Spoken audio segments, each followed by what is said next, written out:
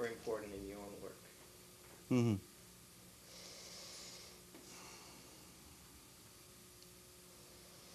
Well, I trained as a sociologist at London School of Economics, and so what I'd initially got interested in were a set of questions to do with belief systems as addressed by political scientists. And it was through that I began to get interested in a set of issues. This is early 1970s, which in Britain was specifically focused on the news media, because that period from 72 through to 74, 75, 76 in Britain was an enormous period of industrial unrest. You had big strikes with the miners and so on. And there was an awful lot of interest in how those industrial conflicts were being reported in the news media, what kind of shape the story of those conflicts was being given. And I became interested in that question when I was setting off to do my thesis, which was a thesis on the ideology of television news and what you could say about the way in which societal conflict was reported in the news media. And I suppose one of the key inputs for me was the fact that at that time I'd also been very involved in a kind of community politics in East London around a project called Centerprise, which was a kind of community cafe which had a literacy project and which had there was a thing, the attempt to produce a people's autobiography of Hackney, of the area in which we were living. It involved people like who had been through the Harold Rosen's language and class workshops. It was a set of issues to do with class, language, culture, memory, forms of representation, which I was involved in that sense. And I suppose I was trying to relate what I was doing academically and theoretically to that. Anyway, so at that point, that's when, in fact, when I first heard of the Centre for Contemporary Cultural Studies. A friend of mine who was also involved in the Centerprise project, Ken Warpole, had been asked up to do a talk on what we were doing at Centerprise. But I didn't think much of it at the time. And I registered for my PhD at the University of Kent, and I was allocated Frank Parkin, the political sociologist, as my supervisor. And I went there the one time and only really ever had one effective supervision with him, and he was very polite. He's a very sharp guy. And at the end of it, he just said, well, okay, that's very interesting, Mr. Morley, but I've got two things to say. First of all, I don't know anything about the media, but I believe there's a man called Stuart Hall in Birmingham who does, so why don't you give him a ring? So I did, and I got involved in the Centre's media group. But second, he said, all very well you doing this stuff on the ideology of television news, but unless you could in some sense demonstrate that it has an effectivity in relation to the audience who consume it, so what? Why bother? And I was really browned off at the time. I thought, well, this is dumb. I'm doing things on television news, and here I am, whatever it is, nearly 20 years later, still trying to answer the question that Frank Parkin said. What about your did you stay at Birmingham for some time, or were you? Well, you'd have to understand, I actually grew up in Birmingham. I can still do a Birmingham accent up to a point. And I spent a lot of my teenage years trying to get out of Birmingham. So the last thing I was going to do was go back and live in Birmingham again. I was a member of the media group at the Cultural Studies Centre from 72 to 76. And then I was employed on a part-time basis as a research fellow there from 76 to 79. But I never actually lived there or was there full-time. I always kind of commuted up and down from London, because all that time I was still very involved in a set of community politics projects in East London. I didn't want to move out of Hackney, so I was forever on the train between London and Birmingham. But I was there, in that sense, throughout the 70s almost. It was during that period, I believe, that you have the translation projects of the New Left Review, where they essentially translated the important work of Gramsci and Barthes, I guess, and Foucault. How did these thinkers begin to influence the Birmingham Center at that time, or was there sort of, by reading this stuff, you get a retrospective view that these were important seminal thinkers that shifted the thinking of the Birmingham Center? Does that jive with the... Well, it does, but necessarily and reasonably enough, it really is one of those kind of wisdom of hindsight sort of things in which retrospectively it all looks terribly clear. I mean, I tell it two different ways. I mean, this summer at the ICA conference in Dublin, there was a kind of debate in which somebody put me on the spot kind of publicly to define the difference between British cultural studies and American cultural studies. And I never really thought about that question. I'm not even sure it's a very interesting question. But as I was asked it, I said, well, I think it's the difference between Foucault read through Gramsci and Gramsci read through Foucault. And that's a kind of glib answer in one way, but it's also a serious answer.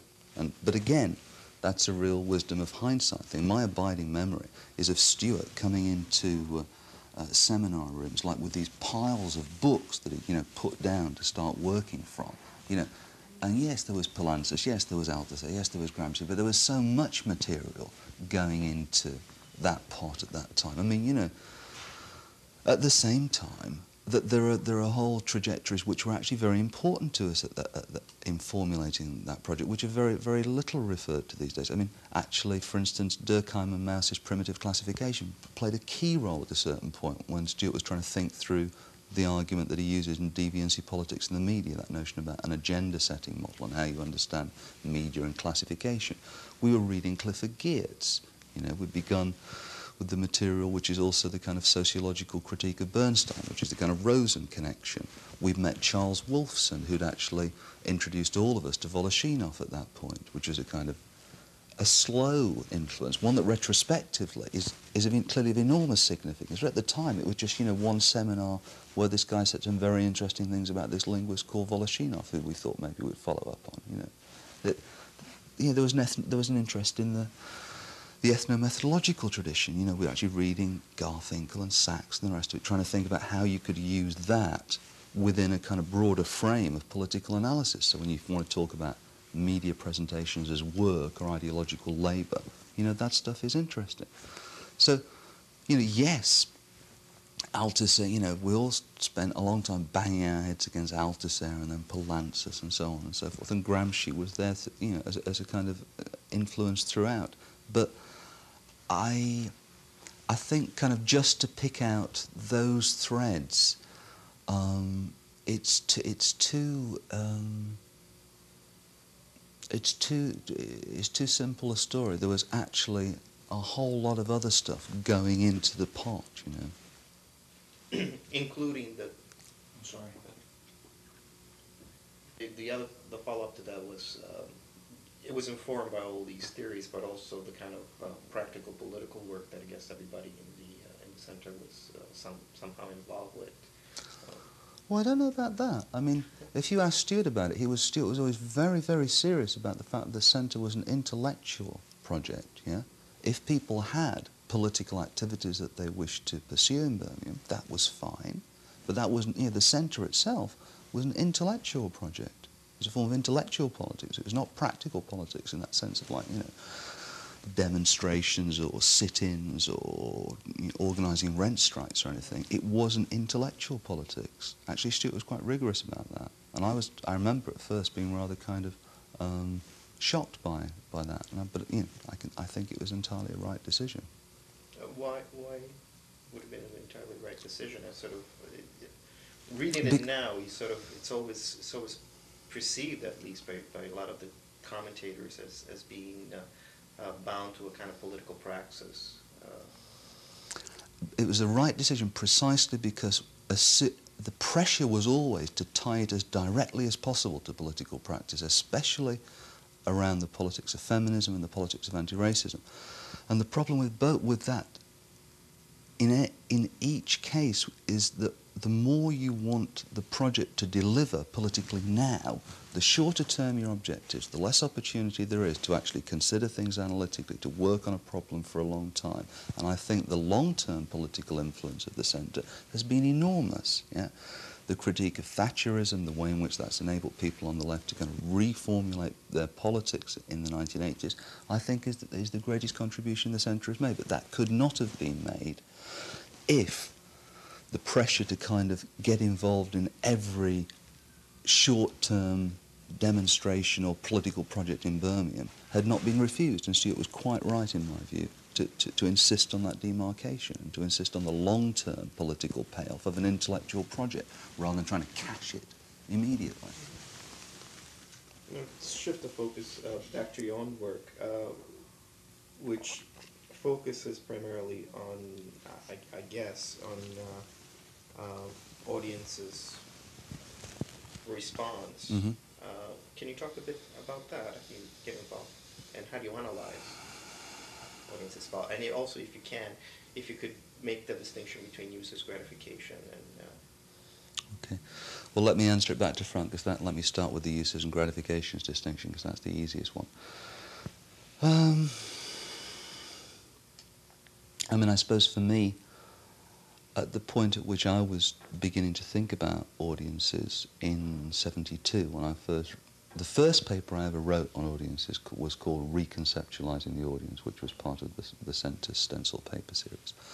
And I've got a book finally coming out next year, which has exactly the same title, but Reconceptualizing the Audience, because I've spent all the intervening years trying to work on it. In a sense, the most important influence on that initial paper was the work of the Language and Class Group. It was the critique of Bernstein, the attempt to deal with notions of cultural codes, the input from cultural anthropology, semiology in a sense, but a kind of social semiotics and so on and so forth. Now, at that point, uses and gratifications looked interesting insofar as at least it gave you some notion of an audience that was active, that was doing something, rather than it was just like kind of zomboid, having things happen to it. But I suppose for me, uses and gratifications has always been fundamentally problematic on two separate counts. I mean, firstly, this notion of messages being kind of completely open to any kind of use that anybody wants to make of them, frankly, I just think it is inadequate, because I don't think it's true. You know, of course, anybody can, at a certain point, read against the grain of a film or a program or whatever, but some readings are easier to make than others. You know, films are shot from the point of view of a hero or a heroine, like where the camera is positioned or whatever it is, yeah? So, for me, that's why I prefer Voloshinov's concept of multi-accentuality, which gives you a notion of a struggle over meaning, but a struggle between definite forces which are pulling the meaning of a word this way or that way, rather than the notion of polysemy in a kind of Barthesian usage, because for me, and a lot of that ends up back with the uses and gratifications. You know, from word to text, the idea that you can make anything out of anything. I just think that fails to deal with the way in which messages are structured by systems of control, ownership, and so on, which articulate themselves as professional practices. The second problem with uses and gratifications is insofar as it gives you a notion, the ability to deal with difference.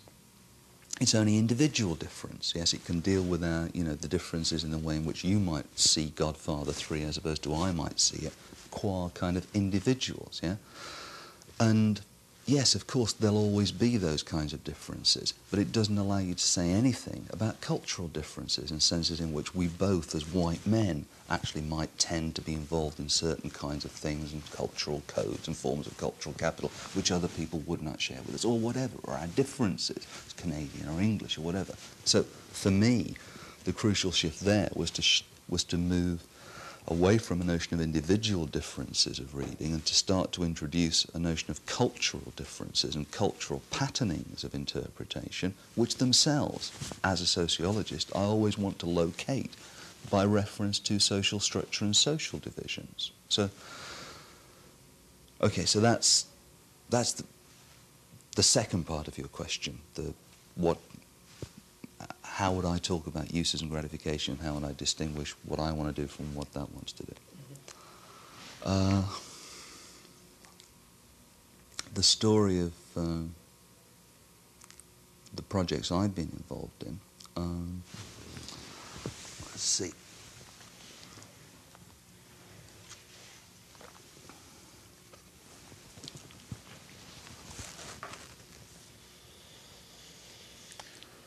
Well, okay, the first one, which was the nationwide project,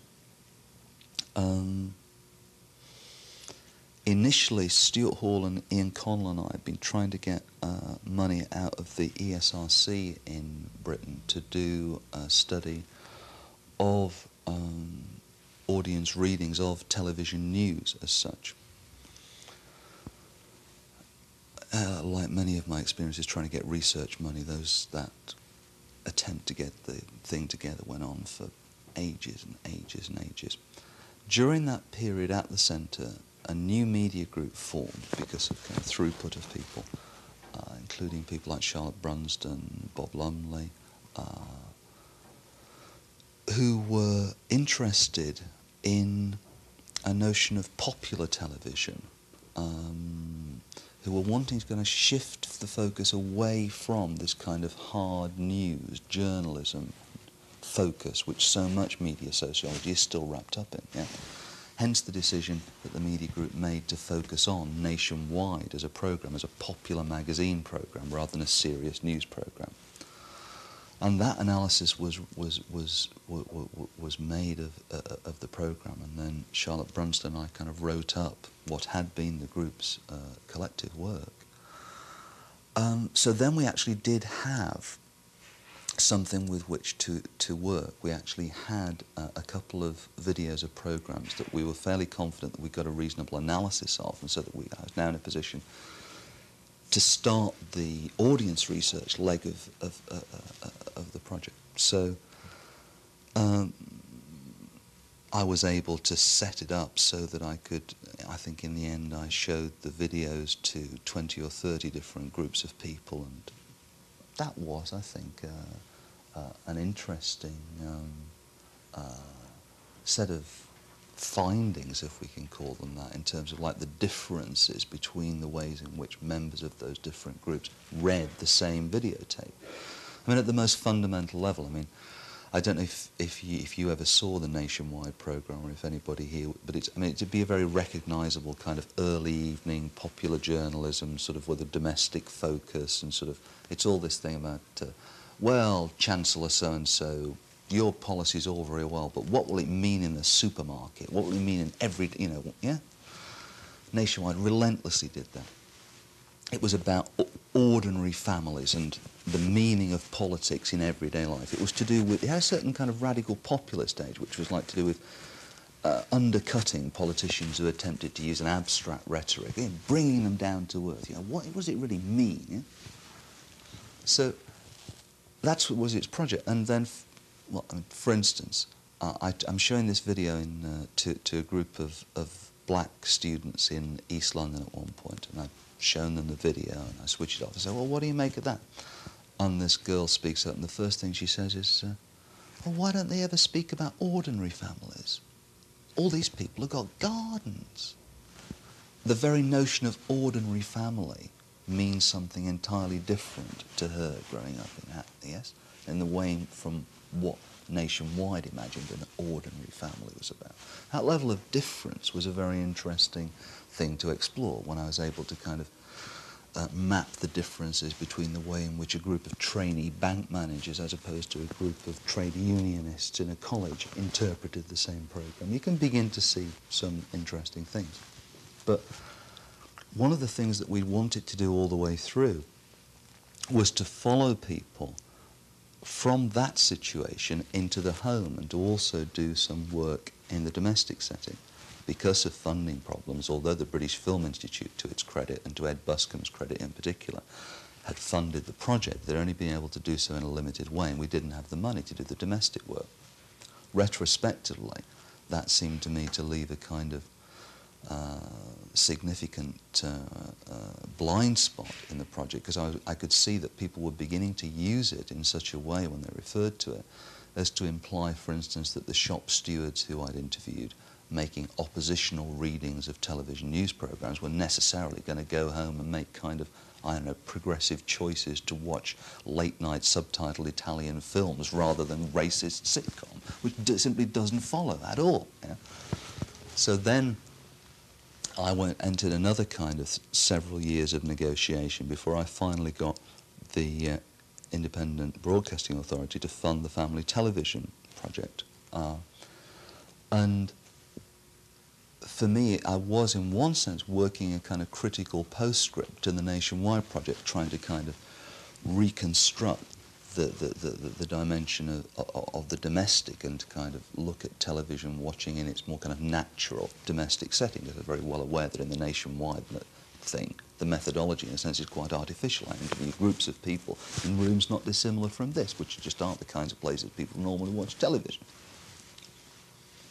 And of course what happened was that without really having thought it through very clearly in advance, I just walked into the issue of gender. You know, as soon as I started interviewing husbands and wives together, you know, it just became clear that gender was the kind of major organising principle of difference. I mean, oh, what a surprise, tell me something new. And it's very curious, because as soon as I sort of said that, it seems terribly banal and obvious to me and to everyone else. But curiously enough, it didn't seem to be obvious before that somehow. It's this kind of weird, certainly not to me anyway. So with the family television thing, then it was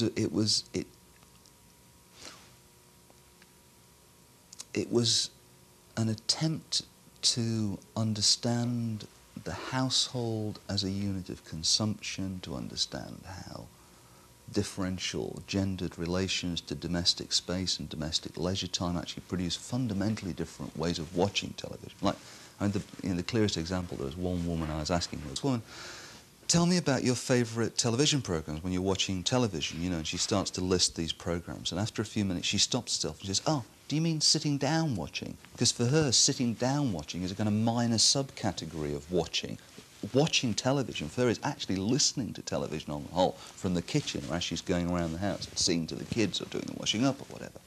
And that's a very banal story, but I think it's a very fundamental story about differential relations to domestic space as determinants of differential gendered patterns of viewing behaviour, which I think is crucial, which I certainly hadn't figured through in advance. And I certainly do think that I came away from that study feeling that that was of enormous importance. But I suppose at the same time, I'd begun also to be interested in beginning to think about television in a broader sense, not just in the broader context of domestic consumption, but television in relation to other kinds of communications technologies as well. And then I was able to pursue that when I moved to Brunel and began to work with Roger Silverstone, who by that time had managed to get ESRC funding for a study of the household uses of information and communication technology, which he and I and Sonia Livingstone and Eric Hirsch have spent, whatever it is, 3 years working on. And I suppose the thing about that is it takes that interest in television, but it decenters the notion of television as necessarily the central medium. It begins to think about radio. We've been as interested in the telephone or the computer as we've been in the television. We've also, because of the advantages of having substantial funding in this case, been able to work in a quite different way. And when I did the family television study, I was working on my own, and I had only the opportunity to interview each couple once. So I perhaps had a 3-hour visit to their house. And I was amazed how much it was possible to get in one 3-hour visit, frankly. I mean, it all starts off like again and again as a sort of let's present the researcher with a kind of collaborative facade of our relationship. And of course it cracks up. You know, there's a moment where the guy's saying, yes, I always watch the nature programmes, and I like to watch the science programmes, and of course I always watch the news. You can see his wife looking at him going, And finally she says, "You like Bilko?" Or something, yes, like kind of, so people begin to kind of, undercut each other's pretenses. I mean, doubtless you get conned as well at the moment. However, nonetheless, it was like 1 3-hour visit, because we had so much more funding for the study at Brunel. We've been able to spend hours with people. We've been on kind of multiple visits. We've had them do diaries. We've watched television with them. We've talked to their kids. We've been back. We've sat with them while they fiddle with the computer. You get a whole different and much more complex read on kind of the place of communications technologies in the household, just when you're able to kind of hang around that much longer. Simple kind of anthropological sort of field work. Of course, you then get the problem, because you've got all this data, You've got these shelves of transcripts and stuff, which, I'm terrified are going to fall over and bury us at some point, and I'm only partly being metaphorical there. So, I mean, we began to work on that stuff, which begins to deal with kind of, I suppose in part, it's like a sort of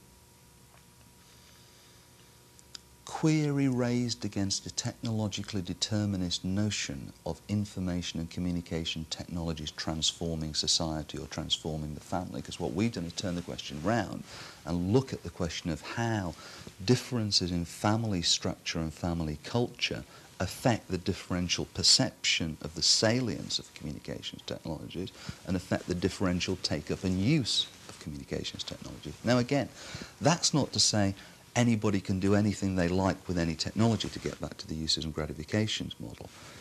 Precisely what we're interested in is how people work with the stuff in the context of the preferred readings which have been produced precisely through marketing and design and advertising, the home computer or whatever else. But we have been very interested in, as it were, that kind of symbolic dimension of objects. So, I mean, like to take the home computer. In Britain we had a year of information technology in 1982, I think it was, which the British economy was going to be saved by information technology. Everybody had to get a home computer. And of course, if you go round now, you discover that like 75% of the home computers that were bought are back in their boxes under the stairs, out of the way, because like nobody could ever think of anything to do with them once they got them. And I think you can make quite a strong anthropological argument about, computer acquisition as strictly a totemic proposition, that what you had was like, I have the totem of the future in my house, the deities are pacified, my children will be saved, rather than any kind of rational, purposive calculation of what you're going to do with it. That's interesting territory, I think. One of the things we began to get onto was this notion of technology and boundary. Clearly we were interested in the relation between the private and the public, between the family and the nation, the role of information and communication technologies both in articulating those spheres together, but as soon as you say that, of course, also in transgressing boundaries. Yeah? So, I mean, I'll give you one sort of, an example of some of the issues that arose with one particular family. The husband had just been made unemployed. The family is becoming very worried about its finances, and there's a family rule that the children can only receive rather than make phone calls. Perfectly straightforward, it seems. But then we talked to the teenage girl, and it turns out that her father is actually uneasy even when her friends call her in the evenings rather than her calling them. So it's not simply an economic problem. There's a cultural rule at stake here about the privacy of the household or the unity of the household or something. Now, it gets you back to all those questions like, what do you do? What's the significance of a telephone answering machine? It can be used in different ways, either to connect or to disconnect, as a barrier or as an including device, depending on how it's used in the family. What we began to think about coming out of that, and which I've then worked on with Kevin Robbins and to some extent with Ian Ang, is a set of questions which take us from there. I mean, if my work has gone from like the public stuff with ideology and the news media and nationwide down into a kind of domestic focus with family television, and further into that domestic process of consumption in the household study, although broadened to a greater range of technologies.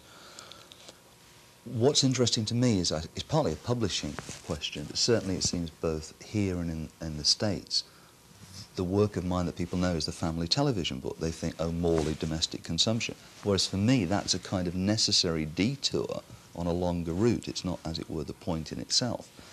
What I'm interested in doing is connecting those sets of issues about domestic consumption to a rather broader set of questions about cultural identity, national identity, electronic space, community, and the transformations of those things that have been worked, certainly in Europe, very dramatically at the moment with things like satellite television and so on. So what I suppose I've begun to try to do is, I suppose I'd argue that those sort of generalised perspectives on, I don't know, postmodern culture or something, which have very little reference to an understanding of the processes of domestic consumption, to me, if they're ungrounded in that respect, they're really of very little interest. But conversely, if one just got more and more involved in a kind of study of however sophisticated, of the processes of micro-consumption without reference to those broader themes, ultimately that too would lose interest. For me, it's precisely the question of how to articulate those kind of micro and macro issues in relation to things like, certainly what I perceive as, the kind of simultaneous kind of logic of globalization and localization, in the way that, like, Paddy Scannell talks about the role of the broadcast media in the socialization of the private sphere. I think you have to see that as part of a kind of double process, which is also the domestication of that public sphere. Yeah?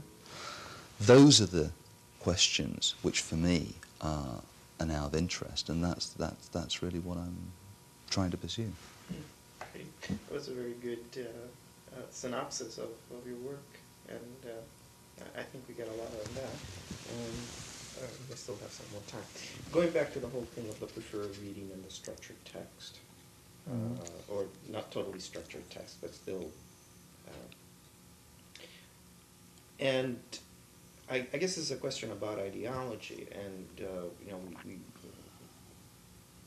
there is so much discussion now about the way that people negotiate or have oppositional readings or somehow manage the ideological messages that is inscribed in these things. I mean, how do you square that with the kind of work that you do? I mean, do you find that people actually negotiate with the ideology that's there? It's not clearly formulated, but what I'm trying to get at is really this point of the way that ideology works, and the way that people react to those messages. Well, you see, in one sense, I think that's a version of the only interesting question there is about the mass media, which is ultimately a question about power. But there is there are various problems. I mean, the first one is that when you consider it sociologically, that schema derived from Chapter 3 of Frank Parkin's book on class inequality and political order, kind of dominant, negotiated, and oppositional meaning systems, which become then, as it were, deified as the three codes of audience studies. That's a hell of a crude model, yes, that there are only three types of meaning systems in a society, yeah? And the problem with the way it's often used in theories of the audience is, of course, that if you think about it logically, it's enormously crude. All the model says is either the sender and the receiver of the message share, partly share, or don't share at all, the same code. And there's a built-in presumption that the mass media can only produce messages in dominant code. Yeah, it's a kind of very enormously simplistic model. Now, if you say to me, is that what I find people doing? Well, I suppose I don't think it's a very good description of what people do. Heuristically, 18 years ago, it was a damn good place to start from, it seemed. But I think what one has to work towards is a kind of much more finely grained analysis, which gets away from the presumption that the broadcast media can only produce things in something called dominant code, whatever that might be, because that's simply not true. It's a question of extent at any given moment. But B, one is going to have to start kind of breaking down the schema, because in a sense, a fully kind of dominant reading and a fully oppositional reading are simply kind of extreme cases, yeah? They're kind of markers. Everything is in the middle. What's of interest is, as it were, the varieties of negotiation and the varieties of negotiated code. That's the only interesting category. You have to work with that. Now, one of the things that I suppose, increasingly think about is that while I want to retain very much the notion that messages are indeed structured, do have preferred readings built into them and so on, people, when reading, are being nudged, kind of, read it this way. You know, there are built-in cues and so on. Okay, fine. But it's not only the internal structure of a given message, like the program you're watching or the film you're watching, which is at stake, because you're also dealing with a much broader framework of, like, you know, the marketing, the advertising, the film poster you saw, the film you saw before by the same director that made you think you're going to see this film, when you saw the guy who's the star interviewed on the kind of chat show on the television, what your girlfriend said to you about, you know, any number of inputs which are kind of also working on this moment of interaction between reader and text.